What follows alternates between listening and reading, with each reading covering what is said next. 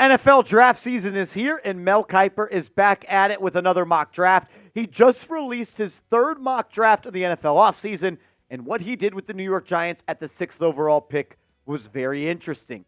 Make sure you hit that thumbs up icon, and let's dive into it. Number 1 overall, Mel Kiper had Caleb Williams, quarterback, USC, going to the Bears. You can take out your Sharpies, and you can just write that in. Caleb Williams, he is going to be a Chicago Bear. Number 2 overall, Jayden Daniels, Heisman winner, quarterback, LSU, is heading to Washington to be the Commanders' franchise quarterback. And then after that, another quarterback goes. So you have quarterback, and Drake Maye at North Carolina will be going to the New England Patriots. Then you get a run on receivers with Marvin Harrison Jr., I like to call him Baby AJ Green, is going to the Arizona Cardinals. And then you have Malik Nabers, wide receiver, LSU, going to the Los Angeles Chargers, which means the New York Giants are on the clock. And Caleb Williams is gone, Jayden Daniels is gone, Drake Maye, Marvin Harrison Jr., and Malik Nabers is gone. I want everyone to take the seat of Joe Schoen. Everyone sit in Joe Schoen's seat. And let's say you are on the clock. And this is the first 5 picks of the draft. Williams goes, Daniels goes, Mays goes, Marvin Harrison Jr. goes, and Malik Nabers goes. If this is how the NFL draft played out and you're on the clock, let me know right now the player that you would select to be the next member of the New York Football Giants. With the 6th pick in the 2024 NFL Draft, Mel Kiper Jr. in his mock draft 3.0 has Joe Schoen and the New York Giants selecting wide receiver, Washington, Rome Odunze. I love that name, Rome Odunze. That just sounds like a ball player. The Giants, they have a major need at wide receiver 1, and hopefully by selecting Odunze at that spot, he fixes that position. Kiper said this about Odunze and the Giants. This would make back-to-back quarterbacks at the top of the board, and then back-to-back wideouts right after that. That's how loaded these position groups are. The Giants have improved the receiving core over the past 2 years.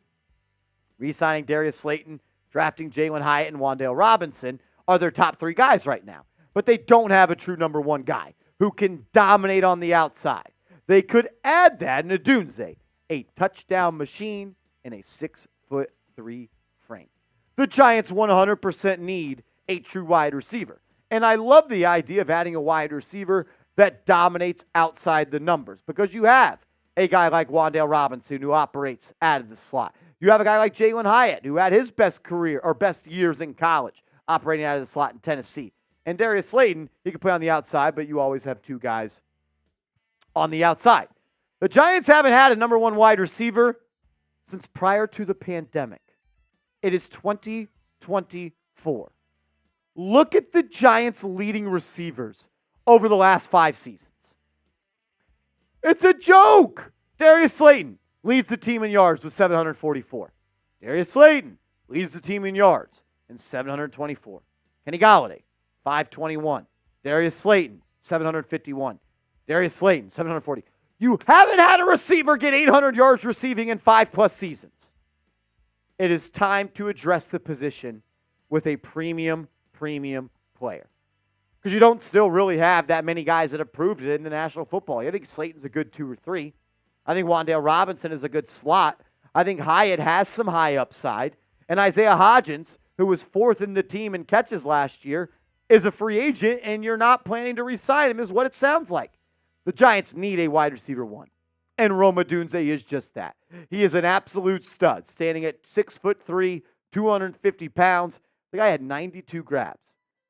92 grabs for 1,640 yards last year with 13 TDs and a long catch of 52 yards. One of my favorite parts about Odunze is his route running. A lot of people talk about route running as someone that can run through a lot of ladder drills and cone drills. That was Jerry Jeudy. Jerry Jeudy doesn't run good routes. Routes in the NFL and being able to run good routes to get open are about timing, leverage, IQ, and balance. And Odunze, in my opinion, does the best job of any receiver in this league of creating separation downfield, but getting into that blind spot of a defender. And what I mean by that is when you run a go route, some people just run it straight. He's going to wiggle with it and make the DB operate his hips in a way to where if he operates his hips this way, he gets into the blind spot right here, and then Odunze can break it off and get open. He is excellent. He is a mature route runner, and he's also one of the best receivers in this class. Look at what he's done for Washington over the last 2 seasons. 20 touchdowns in 27 games. All he does is score tutties. 92 grabs. 640 yards, 18 yards per catch. 18 yards per catch. All he does is get open downfield. He is a stud. He would fix the Giants' wide receiver 1 problems.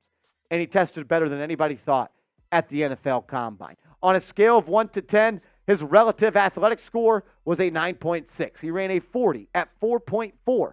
At 6'2", almost 6'3", in no shoes, 212 pounds. He had a vertical jump of 39. The guy jumps out of the gym. He goes up and gets it. He can run every route on the route tree. What I would say is the difference between him and a guy like Malik Nabers is his ability to generate yards after the catch. Odunze is not exactly that type of guy. And I think when you look at his 40-yard dash with his 20-yard and 10-yard splits, it shows you that. He had a slow 10-yard split. He had a slow 20-yard split. But once he got up to his top speed is a lot higher than a lot of other people in this league. Look at what he did in 2023. Number 1 in the nation in deep catches. Number 1 in the nation in contested catches. Number 1 in the nation in deep yards. And drop is not in his vocabulary because he only did it 3 times last year. Rome is great, and he operates outside the numbers. And the Giants need a guy like that can put pressure on the boundary and stretch the field not only vertically but horizontally, because they don't have anyone that puts any fear in defensive coordinators' hearts at nights that operates on the outside of the numbers. Can Daniel Jones get him the football, though? I mean, that's a question everybody wants to know. Maybe it will just be somebody else. I want everyone, though, to get out their red pen and let me know. Grade Mel Kiper's pick of Rome Odunze to the Giants. A, B, C, D, or F. Grade the pick of Rome Odunze at number 6 to the New York Giants. I'll tell you my grade around the corner, and I'll tell you if I would have selected Rome Odunze at that spot. But first, I got to let you guys in on a little bit of secret. When you go to prizepicks.com/CLNS and use that promo code CLNS, PrizePicks will match your first deposit up to $100. March Madness is here, ladies and gentlemen, and now is the time to play PrizePicks. There is no better month in the calendar to play PrizePicks than right now. And also, they are offering all kinds of specials. As football season may be over, the action on the hardwood is heating up. Whether it's March Madness or the fight for the NBA playoffs, there's no shortage of high-stakes basketball moments this time of year. Get on the excitement with PrizePicks, America's #1 daily fantasy sports app, where you can turn your hoops knowledge into serious cash. March Madness kicks off tonight with the first 4 games, and you can pick more or less right now. PrizePicks is also giving us a free pick for Caitlin Clark's matchup Saturday. Just select more than half a point for Clark and pair it with another winner for 3 times your money. This is a lineup that producer Smitty is rolling with. You can roll with his picks or fade his picks, but make sure to use the special of Caitlin Clark more than half a point. That's going to cash. PrizePicks always does these awesome offers where they give you great chances to win. Check them out. It's prizepicks.com/CLNS. Pick more, pick less, play PrizePicks. All that information will be clickable down in the comments and description of today's video. My grade of my grade of Rome Odunze going to the New York Giants is a B+. It's a good pick. I like the pick. It fits a position of need, and he is the best player at that position left on the board. The only thing that I would say is this is an extremely deep wide receiver class. This is one of the deeper wide receiver classes that we have seen in a long time. And we're also starting to see that wide receivers in college, even if they're drafted in the 2nd round or 3rd round, are still able to be big-time producers. This is Pro Football Focus's top 10 NFL draft wide receivers. Marvin Harrison, Malik Nabers, Rome Odunze, Brian Thomas Jr., A.D. Mitchell, Lad McConkey, Troy Franklin, Roman Wilson, Ricky Pearsall, Jermaine Burton.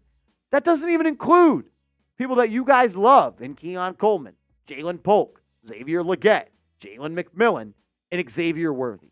My point in saying that is I believe the New York Giants can still get a really good wide receiver in round 2. I don't know if you get as good of a wide receiver as Rome Odunze, and if you are truly after getting one of the best wide receivers in this class, maybe you just pull the trigger on Odunze. But my big board that I have made this year, I have Joe Alt above Rome Odunze on my big board. I have Caleb Williams 1. I have Drake Maye 2. I have Marvin Harrison 3. I have Malik Nabers 4. I have Jayden Daniels 5. I have Joe Alt 6. And I have Rome Odunze 7. So I do have Joe Alt above Rome Odunze. But are the Giants going to draft a right tackle at number 6? I'm not so sure. I also have J.J. McCarthy inside my top 10 on the big board. And the Giants, they have a need for quarterback. And Mel Kiper acknowledged that. He just said it may not be the right pick. This is what he said. There have been rumblings about New York being a team to watch for quarterbacks, but I just don't see it. The team is committed to Daniel Jones for at least one more season because of the extension he signed last year. And I think this is too high to take J.J. McCarthy. Are the Giants willing to mortgage their future to try to move into the Patriots spot at number 3? The most likely option might be adding a playmaker for Jones and seeing if he can return to his 2022 form. Then again, if Jones struggles, Coach Brian Daboll and co. might again be drafting around this spot next season. I just want to talk about one quote from Mel Kiper here. He says, I think this is too high to take J.J. McCarthy. But he had him mocked at number 11 to the Minnesota Vikings. So if you believe he's good enough to go to 11, that means you believe he's going to be a good quarterback. And whether you take him at 11 or whether you take him at 6, if you believe he's a franchise quarterback, you should take him. I've never understood that. I'd take him at 28, but I wouldn't take him at... He's a quarterback. If he's good, he's good. I never, ever, have ever understood that. I don't get it. Like, you're saying he's not good enough to go 6, but he's good enough to go 11? What the F is the difference? He's still drafting him. Only one quarterback plays. It's not receiver. 3 don't play. It's not offensive tackle, and 2 play, and 2 edge rushers play, and 2 corners, and 2 safeties. Only one quarterback goes. If you think he's good enough to go 11, the Giants should take him at 6. And that's what I think they will do. If J.J. McCarthy is available at pick number 6, he is going to be a New York Giant. Not necessarily what I would do. I'm just telling you what I have heard. If McCarthy is available at 6, he's going to be a Giant. And J.J. honestly fits the Giants' timeline perfectly, which is something that Mel Kiper alluded to.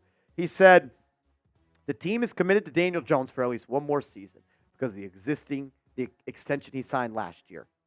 Well, his extension is done after this year. The Giants will cut him, and then they will have a dead cap hit at $22 million. So he wouldn't play all that much this year until Daniel Jones essentially plays himself out of the starting role. But on the flip side, if you still believe, Joe Shane, which if you do, Joe Shane, if you still believe in Daniel Jones, you draft Odunze or you draft Nabers at 6. So you can surround him with the most talent. That way that you can try to see if he's worth the contract that you gave him. That's if you still believe. Joe Shane says he's a starting quarterback, but I don't believe that Joe Shane still believes in Daniel Jones. There's a reason he told Drew Lock that he will be competing for the starting spot. He doesn't believe in Daniel Jones anymore, and that's okay. It's year 6. Kenny Pickett, Steelers moved on from. Mac Jones, Patriots moved on from. Chicago Bears, moved on from Justin Fields. Zach Wilson, in trade rumors. It doesn't take until year 6 to figure it out. At some point in life, you have to rise above your circumstances. At Duke, he didn't have enough talent. With the Giants, he didn't have the O-line. He didn't have the OC. Didn't have the weapons. I want a franchise quarterback that elevates others around him, and he outperforms his circumstance. That ain't Daniel Jones. Is it J.J. McCarthy? I'm not sure I have an answer on that just yet. You make the pick, though, because McCarthy and Odunze were both on the board at number 6. Who would you rather the Giants draft at number 6 overall? Is it J.J. McCarthy? Is it Rome Odunze? Type the initial of the player you want to see wearing big blue next season. Make sure you are subscribed to the channel. Free, informative, entertaining updates that are passion-driven all day, every day, for free on your New York Giants. Subscribe and turn notifications on, and let's go Big Blue.